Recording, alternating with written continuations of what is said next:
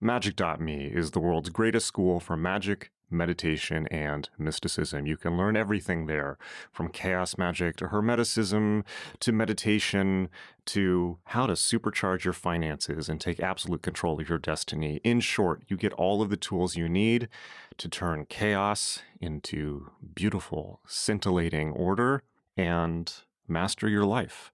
It's incredible. You've probably heard me talk about it on the show quite a lot. But check it out. It's growing fast. And I just want to say, if you're confused about where to start, because I have so many courses there, the Adept Initiative is the place to go. The Adept Initiative is the flagship course on magic.me, and it contains everything you need to know to master the most profound ancient techniques of changing your consciousness and the most modern and cutting edge tools and systems for absolutely turning your life into a masterpiece. You are really going to dig it. Go check it out, and I will see you in class. It's magic.me, magick.me.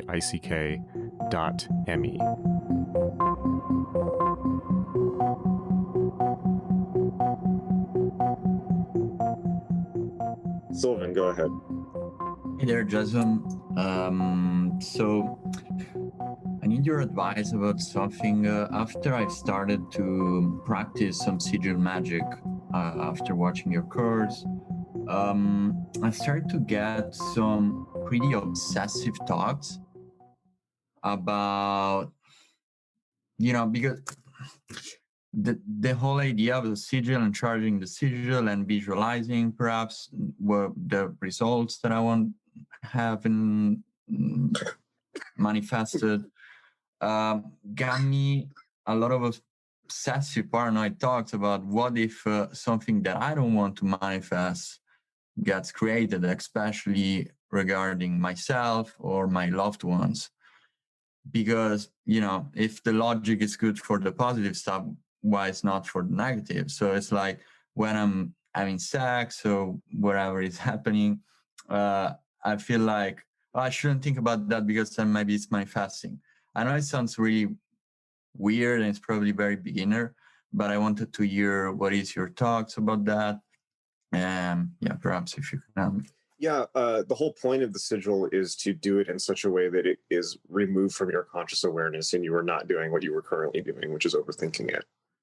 So the whole point of sigils is that you do them in such a way that you forget why you did them and that you move on and completely forget that you even did them in the first place. Peter Carroll makes a really good and underappreciated point in his book Cyber Magic, where he says the real abyss is not some metaphysical construction from Thelema, but the three things that every magician must overcome are obsession, paranoia, and solipsism. And I totally agree with them. Obsession is straightforward. I mean, like we all know obsessed magicians, but it also means obsessive thoughts, which obsession presupposes that you don't have control over what you're thinking about, right? And that's bad. The whole point of magic is to be able to control your thoughts. So if you are compelled to think about something over and over again and obsess over it, you need to rein in your mind. Second is paranoia and thinking everyone's out to get you and all this. And it's hard not to do these days. I get it. Because as William Burroughs pointed out, just because you're paranoid doesn't mean they're not out to get you. Or he might have said something different. It's not whether you're paranoid, it's whether you're paranoid enough. I think that's what he said. But paranoia is a fetter. Paranoia will hold you back. And it prevents you from trusting people, which is what you need to do in order to love people fully. It's a bad deal. And finally, solipsism is simply thinking that the entire world revolves around you, which particularly more technically advanced magicians are at great danger of. It's the same with yogis, like people who begin to experience higher spiritual states and things like this. There's a great danger of solipsism and thinking that, for instance, the entire world is in their head and nobody else exists. That's a great slip. So, these are issues which arise along the magical path and which must be confronted and overcome. So in that sense, it's good that you see them and recognize them. That's very healthy. In terms of the sigil process must be, you should revisit the sigil process and think more clearly about how you can perform sigils in such a way that they are deeply embedded without you knowing what they were done for, and that afterwards you banish properly which is what I highly recommend in general in your case. Banish properly, and that can mean formal banishing rituals like the LBRP, but it also means banish with laughter. Don't take it so damn seriously, and don't take yourself so seriously. Just laugh it off and move on with your life. Because at the end of the day, it's just crazy Dungeons and Dragons stuff from the internet. So, I mean, really, like, you know, like this is the great pitfall in Magic is taking yourself too seriously, because it's crazy shit. Okay. And it's like, you know, nobody in society knows what the hell you're talking about. And if you go around, you know, claiming magical status in the real world, people will quickly lock you up. So don't, you know, so, you know, the best magicians are those who can laugh at themselves, and you'd be surprised how few can. And that's always been the case. So I don't know if that's helpful, but I think that in general, my prescription is this. Number one, banish, do some formal banishing, LBRP, and banish with laughter. Laugh it off and don't take it so seriously. Don't take yourself so seriously. As I always tell people, Lord Beelzebrox is not going to appear from the 27th circle of hell to claim your left testicle. It's not going to happen. And it's just your own mind you're dealing with. It's not like dark forces. Second, particularly with sigils, right? Because they're self-created. Second, you should revisit the you go back to your records and think more clearly about your ritual process. And you need to better construct your rituals in a sense that you are banishing first and banishing afterwards. That's number one. Number two is you need to get into a deeper state of gnosis so that you're working at a lower strata of consciousness, non-conscious. Number three, you need to formulate your sigils in such a way that you don't remember what they are for. And the best way to do that is usually to make a bunch of them, leave them in a box, and put them on, like, make, like, let's say 20 sigils or even 10, put them in a box and stick them on the top of your bookshelf for like 2 months, and then get them down and do rituals for them when you don't remember what the fuck they were for. Right. So that's always helpful. The third is, and then third, the third is to to learn how to let it go afterwards. Like, stop think, like, basically a properly done, the only trace that a ritual has ever been done should be the entry within your record, which you might go back to a year or two later. But other than that, if you're thinking about the ritual, if you're thinking about, and particularly if you're thinking about the intention of the sigil afterwards, you're doing it wrong. You're doing it wrong. You need to do it in such a way that you're not mentally belaboring it over it. Like, the sigil there must be a sense of, during the ritual, there must be a sense of completion, that the thing has worked. And it's hard to convey how you get that because it's different for everyone. But usually there's a sense that it's like, you know, the sense that, like, you know, this work is done, this house is clean, that type. There's just like a click that happens, and it's hard to describe, and it's probably different for everyone. But the ritual should be done to the point where it's not that you're not you have a sense of certainty that that it has occurred, it has been released, right? Like, it has been released into the aether, and the work is done, right? And it's just a nonverbal sense, and it comes with practice, it comes with experience. Finally, but not finally, on that point, you leave the sigil in the ritual. It's like, the ritual is the ritual. When the ritual's over and you banish, leave the work there. It's like, don't bring the work home with you. Leave the office at the office. And so I tell people, it's like, people have this conception that they are magicians and they're becoming higher grade magicians and things like that. That is not the case. Magician is not a role. It's not a job title. Magician is it's a role. Well, let me rephrase this. Magician is not an identity. It is not badges attached to your existence in this world. Magician is a role that you play while you are doing rituals.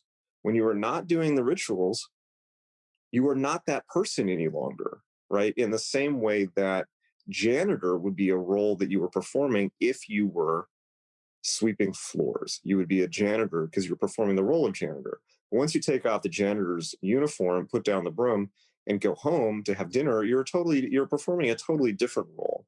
And in the same way that you wouldn't sit down to have dinner with your wife and kids and start mopping the table with simple green, it's like it would be just as inappropriate to like let your magical persona bleed into your other pursuits, right?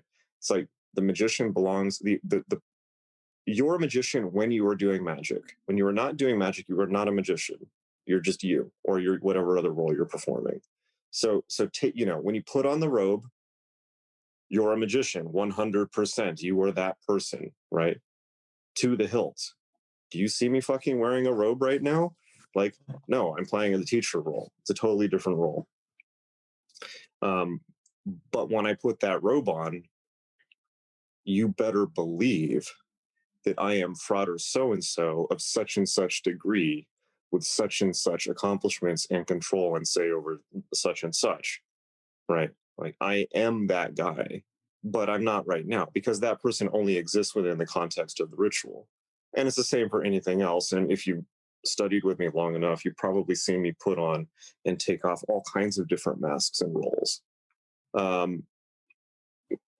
Because eventually you get to the point where you don't need the physical props. But physical props help because they keep it the psychological separation. And that's the critical point. It's like, leave it in the containment chamber. When the ritual's over, you should have done it. A ritual should function almost 100% at the level of your non-verbal consciousness, unconscious, right? It's a totally fucking weird place. And, ceremonial magic is sometimes quite guilty of keeping people out of it almost because it makes it too logical. Chaos magic is very good at putting people in a totally instinctual, bizarro mirror world state of consciousness, which is the magical state of consciousness from which magic is done and from which there are no rules. Like, we can talk about Enochian until the cows come home, and it's fascinating because it's endless computer diagrams of how reality works. But the raw magical trance, the raw magical act is performed from the fucking void of chaos, right? Like Kia, as Spare put it, it's just like there's obviously no way to contextualize it, but if you know it, you know it, right? Shamanism is much closer to that state. And the accoutrement of shamanism and all that will show you the way to that state, right? Unless you turn it into its own codified system, which was never the point. But when the ritual's done, the ritual's done. Do the banishing ritual, take off the robe, and transition to the rest of your life and leave. And if you're thinking about the ritual in the rest of your day, if it's bleeding over into the rest of your life, you need to better assess your methods. And that means primarily better banishing, better compartmentalizing of the ritual persona, and contextualizing the sigil in such a way that you don't actually know what you're doing the magic for at a conscious level. That's the best way to do it. But leave the magician in the magician's circle and don't let it bleed over to the rest of your life. If it comes into your mind, forcefully push it out until it becomes a reflex. No, that's not what I'm thinking about right now. I'm thinking about spreadsheets. Are you the master of your mind or aren't you? Right? That doesn't mean being some great high yogi on a mountain. It means, as other people have put it, being able to choose what thought you have when you want to have that thought.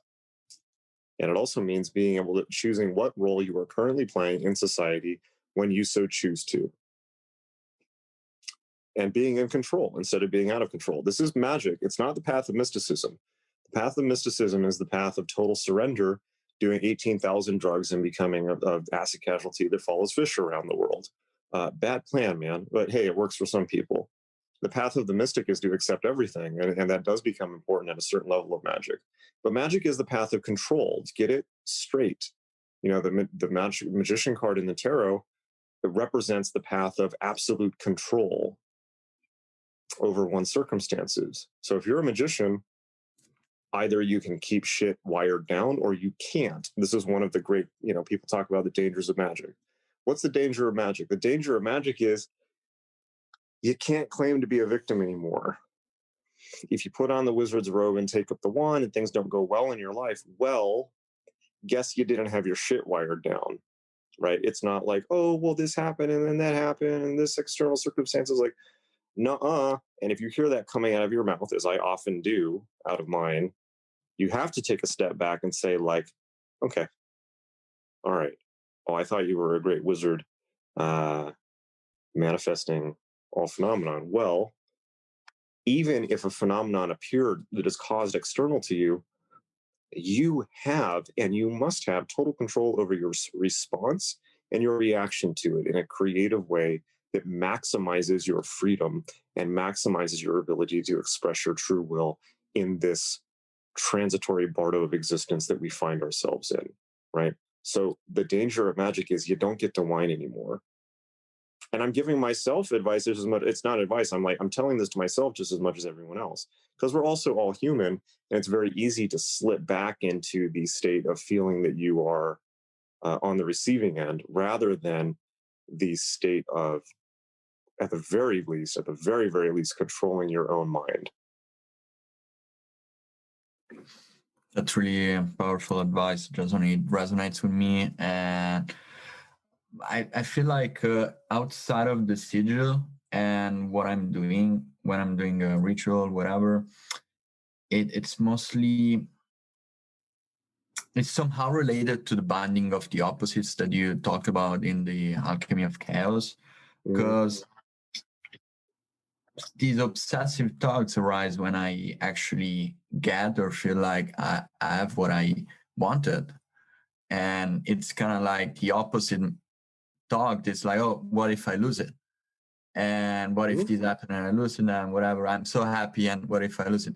And it's like, I'm really struggling with that, because I feel like my rational talk from watching the courses in magic.me is, okay, if this visualization, what I'm doing with my mind, works for X, works for the positive, when I get a talk that I don't want, does it mean that I'm manifesting that thing that I don't want to have?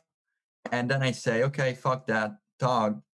But this, of course, makes it come back even more. And I just want to, does this fear is based on something real? Like, if I have an obsessive thought and I get some shit like, I don't want this to happen, and that thing comes over and over, is this making that thing more probable to happen, or is just some weird paranoid shit? So you want me to make this real simple for you? Yeah.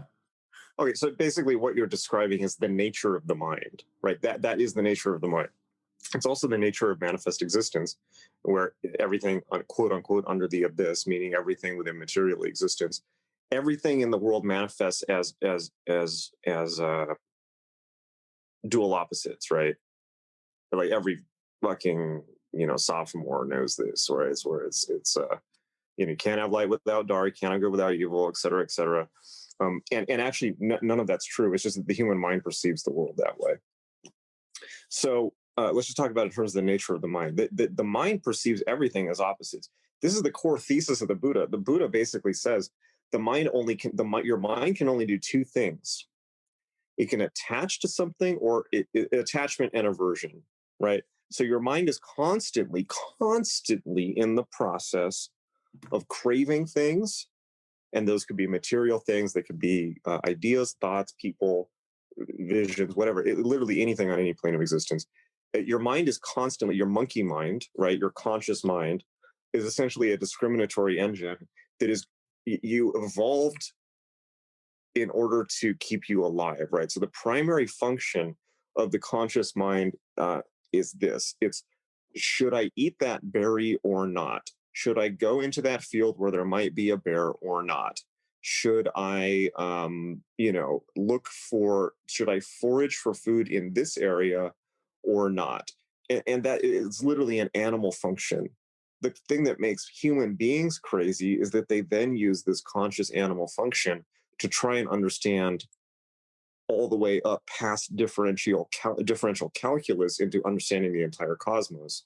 Right. And it's just not a very sophisticated thing. Right. And so the whole point, and also since the mind can only, the mind is binary, it will only say yes or no, it will only do craving and aversion.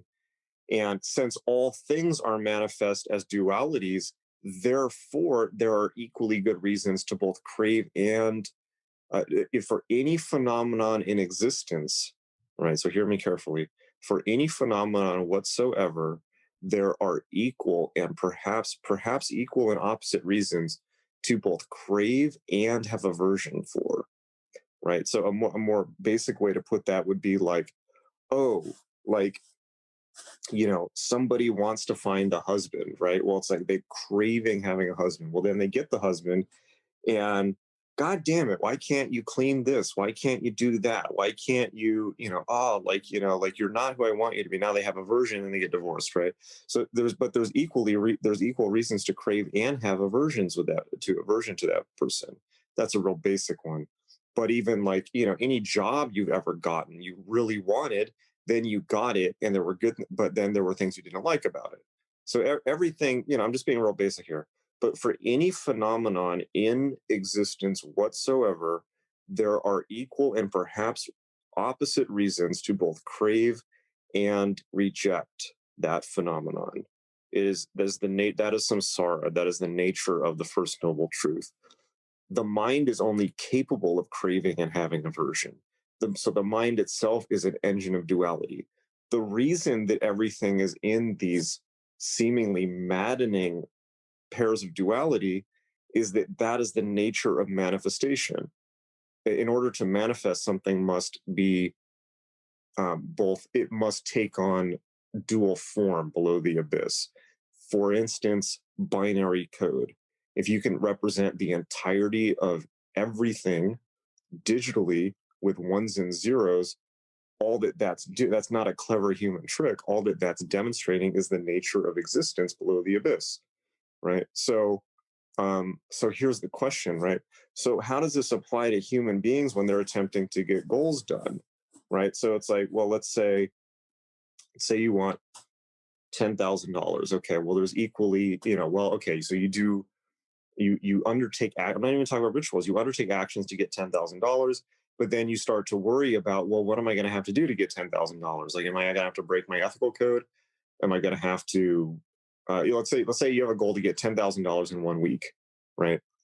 And you don't know how you're going to get it. Okay, well, you go about actions in order to get $10,000, but then you say to yourself, well, shit, I mean, what am I going to have to do? That's a lot of money real quick. Maybe I'm going to have to do work that I don't like. Maybe I have to break my ethical code. What if? So you do what every human being has done since the beginning of recorded consciousness, which is you confront a door that you want to go through, and then you push and pull it at the same time. Such is the nature of the human condition, as everyone has observed since we first, drew a deer with shit on the wall as cavemen or whatever it was we did back then. All human beings are constantly in the process of pushing and pulling doors all the time. It is hilarious. It is maddening. It is sickening. It is frustrating. It wastes so much effort, and it eventually it just runs out and you die. Right? Such is the noble truth of the Buddha, the nature of samsara. Right? So the Buddhist answer would be, well, simply meditate on the nature of the mind until you relinquish, go to a meta level, and look at the tendencies of craving and aversion themselves in the mind, right? So this is the whole point of the Buddha. It's like, stop thinking about the objects. That's samsara, that's Maya. Like, it's like, it doesn't matter what you have craving or aversion for. What matters is that you have craving and aversion at all, and that is the nature of the mind, and that this craving aversion pattern has been carrying through an entire maddening career in this existence, and prior to that, probably for lots more lifetimes prior. And you're just on this roller coaster ride that you can't get off.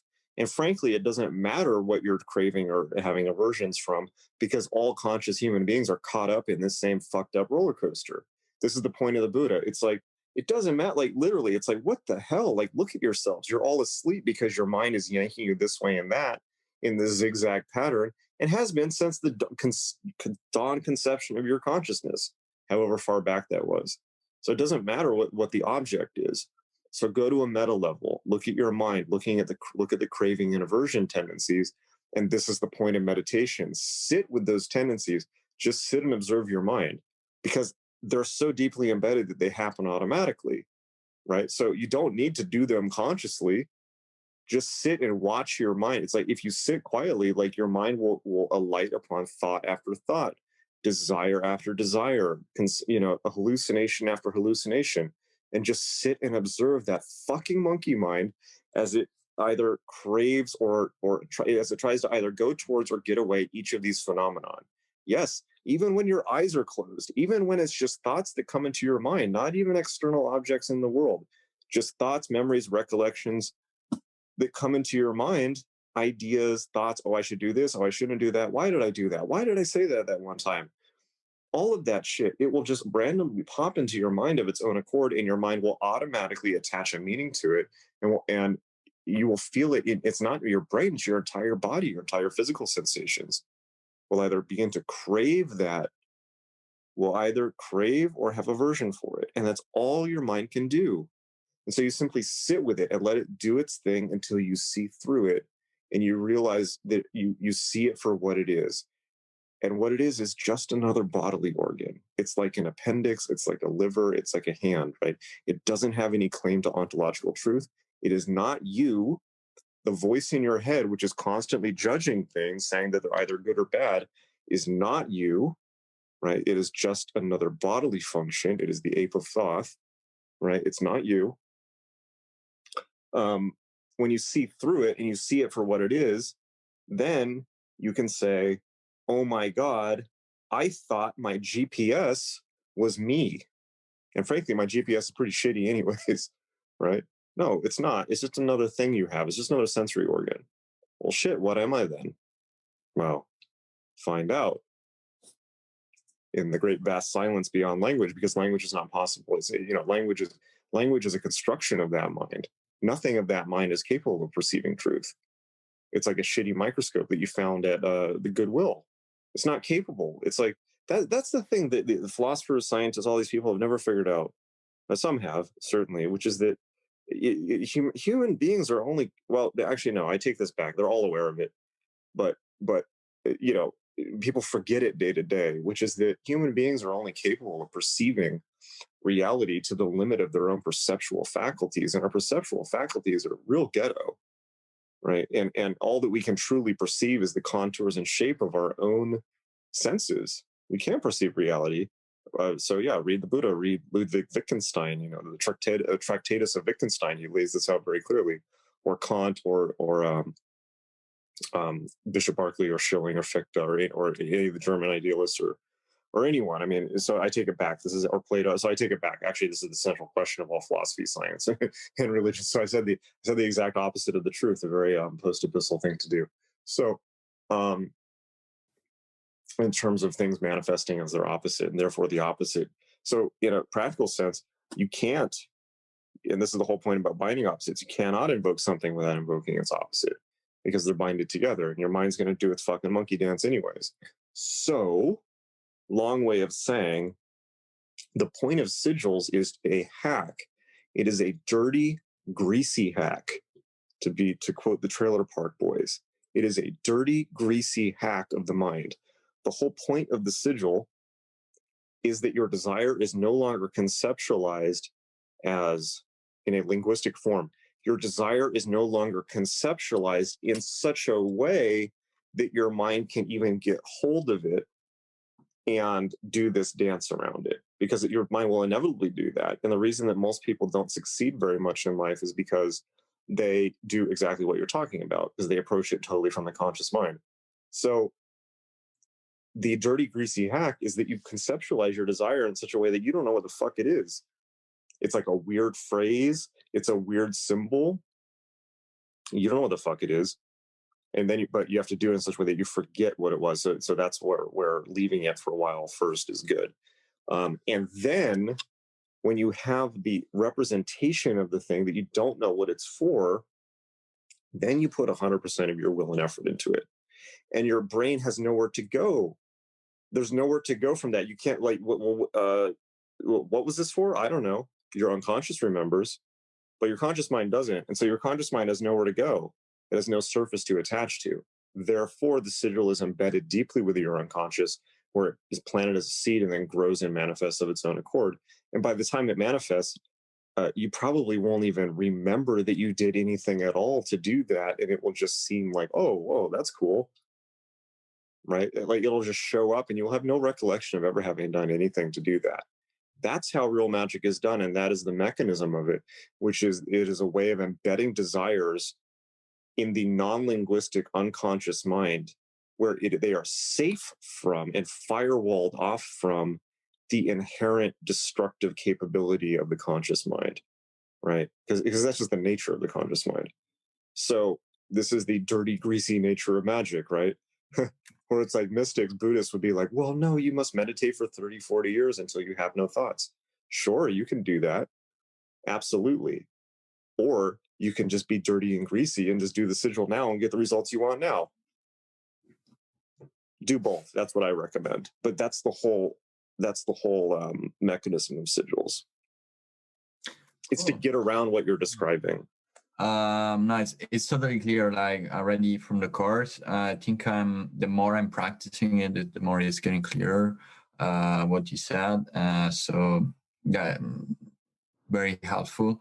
I still have. Well, remember, not to interrupt, but remember, it's like, what do they say about practice makes what?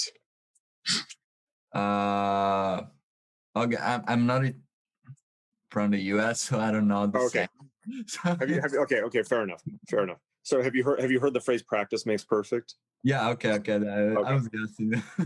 Okay, all right, there we go. It's also like 2 a.m. here, so my brain is not functioning perfect. You're from Miami, is that what you said? No, I'm from Italy. Oh, from Italy. Oh, lovely. Okay, great. Yeah. my ancestors are from my ancestors. The Lombards conquered Italy in the post-Roman Empire. They were all rune magicians, snake worshippers. True story. And they came down from they were Viking tribes that came down, converted from worshiping from the Vanir to worshiping the Aesir, Thor and Odin, conquered the northern part of Italy, which is now Lombardy, obviously, and then moved on to Germany and settled in Bavaria, where they became a very unliked political party in the early part of the 20th century. But they also but part of my ancestors are from there and a part from Sicily. So, anyways, bit of trivia. This is meaningless, and I should stop talking about myself. So but that may mean that I'm related to Marco Salvini, by the way. Anyways,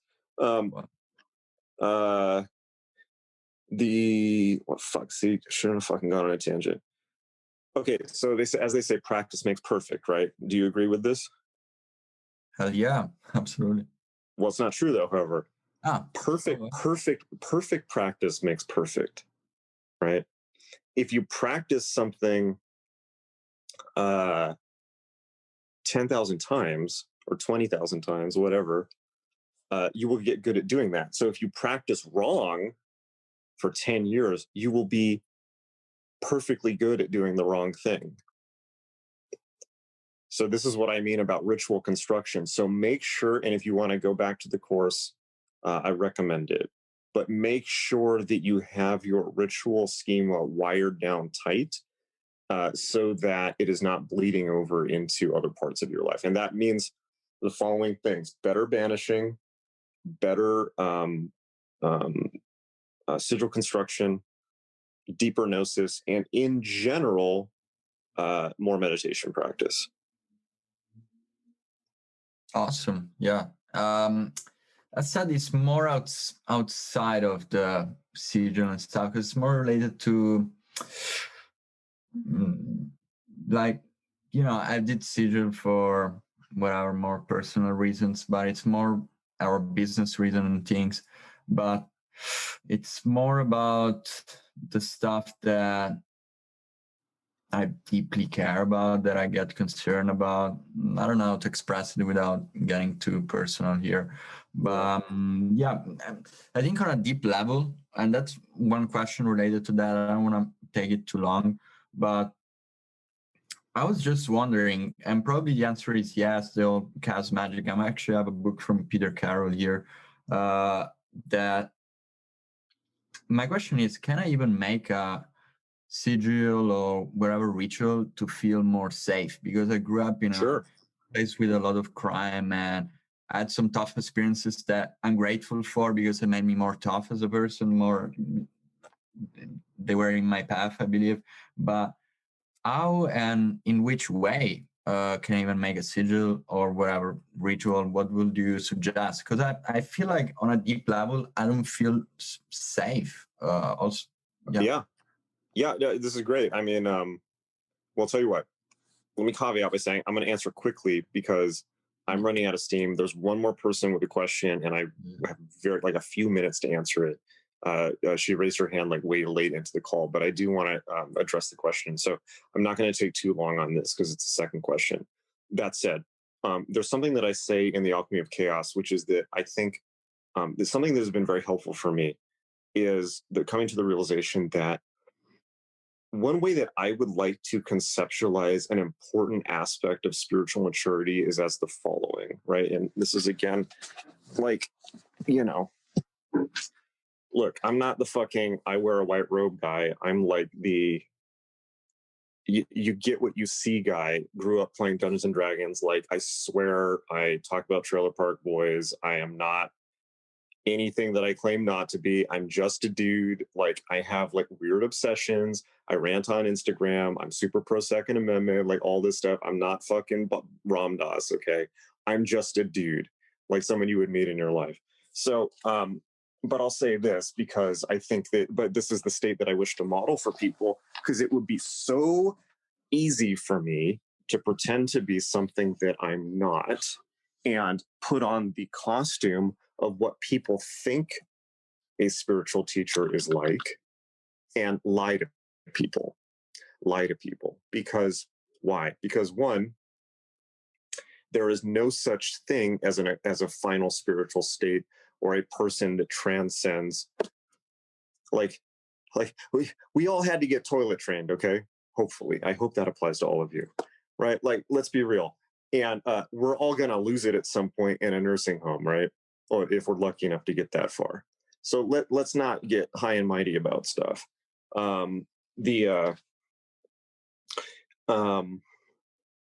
It would be so easy to do that and essentially present myself as this idea of what people think a spiritual person is like, and therefore allow them to project that onto me.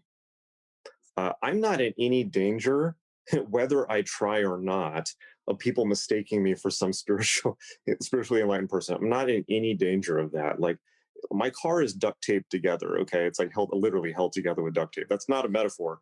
I literally drive a car held together with duct tape. So, but I do this on purpose.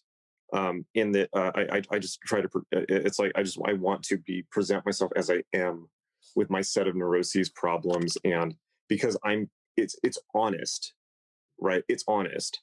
Like, there are many places in my life where I've been able to do things that are pretty cool that I would like to teach other people how to do, right? There's lots of places in my life where you wouldn't want to be in my shoes, believe you me, right? And those are created by my own decisions.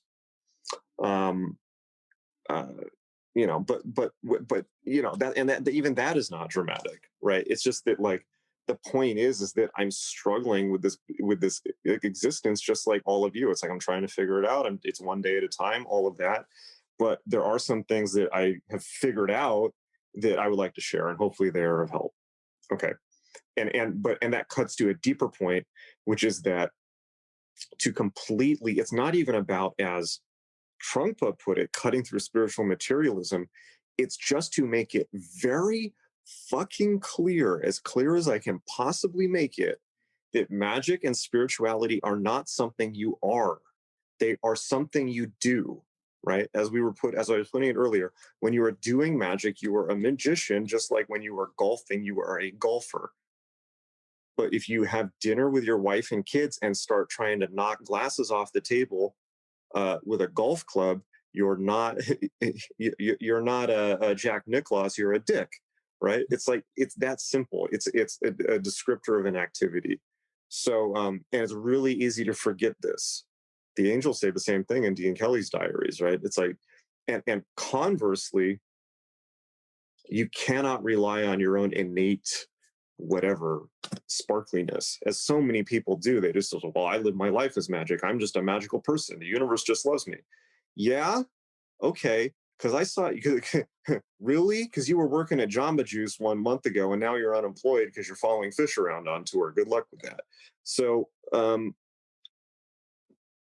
I just need to make this very clear to people, because as soon as you turn it into something about personal status and identity, you've slipped. So, and I feel that if one is to teach, one takes on 10 times the responsibility as a practitioner, and the responsibility is largely to model appropriately to people. Because I am not anybody's idea of a role model, although I am good at some things, I feel that it is the most responsible thing to simply present myself as I am, right? Like, I'm laying in bed, I have a sprained ankle, I got blood taken out of my arm, etc.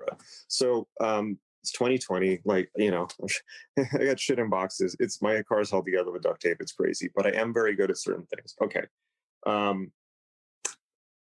Safeness. So I express in Alchemy of Chaos that what I consider to be an extremely worthwhile goal along the spiritual path is not any of this highfalutin spiritual nonsense. It is simply this: to become the person that you needed to keep you safe when you were vulnerable, right? Whether it was when you were a child or as an adult. Many, if not all of us, have had the experience of being vulnerable and hurt and afraid, and nobody was there to help us. And for some people, that experience comes earlier than others. But that is we all react to that moment differently. And it also depends on the severity of the incident. It sounds like, you had, we're talking about real violence in your case, right? So let's talk about that. That moment when it comes, when you feel that nobody has your back, is not just upsetting and anxiety inducing. It also undermines the sense that the universe works, right? So also, like, right now, like, I'm in LA right now, like, I feel that way right now. Right? Like, I felt this way when, after COVID, when everything shut down, and then it was suddenly, there's rioting everywhere, everything's boarded up. America's collapsing into, certainly California is collapsing into chaos and lawlessness. So this is the world we're all entering. We're in an unsafe world. So make no bones about it. You can't just decide to be safe anymore, because we live in an unsafe time and an unsafe world where things are collapsing. And there are people who mean us harm, whether they are white collar criminals, the Jeff Bezos of the world, or people lurking on the street corner, as there are many of here. So, it's like, there's a lot. You should see LA. It is fucking crazy. It is fucking crazy. I got chased by a guy growling like a tiger the other day. I went out the other day. It's madness. And I don't know what Italy is like, but it's probably not great, right? And there's parts of it probably have not been great in general. So I say this, which is an important part of spiritual maturity, is become the person that you needed. Become the person you needed as a child, whether it was to keep you safe or to, here's another good one, whether it was not just to keep you safe, but become the person that you needed at that time to accept you for who you are. Become the person who you needed, whether it was at age 7, 17, 27, or 70, become the person that you needed. You needed a person to say, you're okay just as you are, and you just do you. You're okay. I like your ideas about things. I wish, it's like do that. Like, I have faith in you. A lot of us didn't have that person, right? Or didn't, sometimes, and other times didn't. So become that person. Now, does it suck that you have to become that person? Sure, but this is Earth. So this is my thoughts on this. And I will say that the ritual to become safe is to become competent in your day-to-day life. The ritual to become safe is to become capable of making yourself safe. And there's a lot of levels of that. There's economic, there's physical, there's self-defense, there's mentally, there's all of it. And frankly, and I'll offer this. Literally, this is the entire point of Alchemy of Chaos. Alchemy of Chaos is a huge ritual designed to make you safe. So I don't want to be so direct and glib, but take the Alchemy of Chaos, because it's literally all there, from self-defense to economic security, and it is all tailored for post-COVID reality, post-onset of COVID onward, because we don't live in a safe world. And so there's a lot of stuff that you're going to need to do to keep yourself and the people that you love safe. And that's going to require letting go of a lot of assumptions and adopting a lot of things and learning about a lot of things that may or may not make you uncomfortable, depending on what they are. So, take Alchemy of Chaos. But in general, I will say the principle is this. Assess where you do not feel safe. Why don't I feel safe? Okay, well, what are the skills that you need so that you do feel safe there? Right. So, I mean, I spend, not to give too much away, but I spend something like, between 15 to 25 hours a week, every week for the last 2 years, learning self-defense in all kinds of different ways. It's because I need it. It's because I live in LA in 2020. And just like me, you live in the world in 2020. So you might want to look into it. That's my approach. Maybe it works for you, maybe it doesn't. The bottom line is economic, right? That's really, really cool, Justin. Thank you for the advice, because I was already doing it subconsciously per se. Because when I was a kid, my biggest motivation was to get out of here. And that's why I started studying really hard to get into a good university. And now with my business, that's also one of the basic motivations why I work hard. I was doing it subconsciously, and like this clarity is helping me out. Like I was doing self-defense, I was doing MMA, all of these things. Oh, cool. Assaulted another time. And I felt a little bit like I was doing it out of insecurity, but at the same time, it fucking makes sense, because it's just, it is what it is. Like on a deep level, you feel like, okay, I can handle it. And all those people who say like, oh, like, are you insecure? Like, like, fuck those people. If shit gets real, they will be at your front door. Yeah, that's bullshit. That's bullshit. I still had a little bit of doubt about that, but after you said it, I was like, oh fuck, that makes totally sense. Here, lots of poverty. I'm from Sicily. You're from Sicily? Yeah, I don't want, like, the stereotype. Maybe we're related. Could be. I don't know. I'm a fourth pure Sicilian. My grandmother was Sicilian. The stereotype about Sicily, and it's not about that. Like, if you are a tourist, it's super safe here, and in general, life is pretty safe. But there is a lot of poverty, and people that are completely crazy. They cannot think. They live in the sympathetic system all the time, because their basic need is not there. So the Maslow pyramid is not met. So it's like that's going to be a lot of people.